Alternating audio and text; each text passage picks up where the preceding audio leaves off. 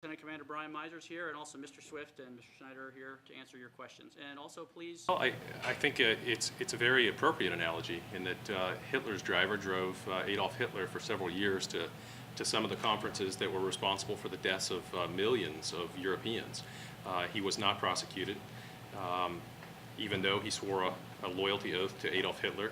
In fact, as I understand it, he attended the first SS Panzer Division reunions until his death in 1975. There's no basis for charging the driver with war crimes for what Adolf Hitler and the senior leadership of the Third Reich did. And we think that that's a very appropriate analogy for Mr. Hamdan, who ferried around Mr. Bin Laden, but had no participation in terrorist activities, had no intent to assist in the execution of terrorism. Point. And what they did point out is in those situations where it's more that at the close of the trial we put on another witness, a witness who appeared the same way they did before the 9/11 Commission, and that was Khalid Sheikh Mohammed.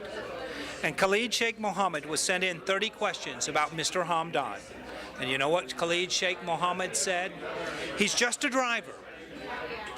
He's good for changing nuts and lug wrenches. He was never an Al-Qaeda member. He was paid personally out of Osama bin Laden's personal funds because he just worked for Osama bin Laden.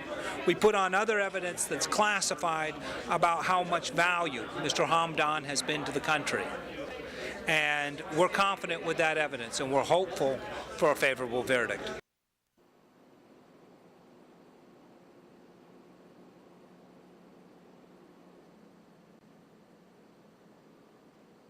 The military commissions are making progress. We've stated on a number of occasions that the military commissions provide a full and fair trial, and that's exactly what we've seen the last several weeks here for the U.S. v. Hamdan case. We have seen a full and fair trial. We've had over 30 press come to Guantanamo to observe the proceedings, and I think we're making progress. The jury is now deliberating, and we expect a verdict soon.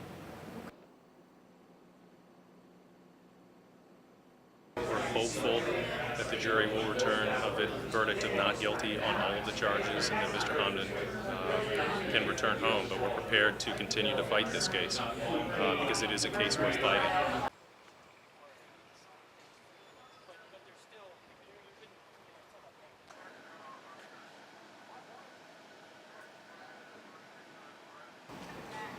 This is the only legal proceeding that I'm aware of in the world where the accused is already serving a life sentence, and even if he's acquitted, will continue to serve a life sentence.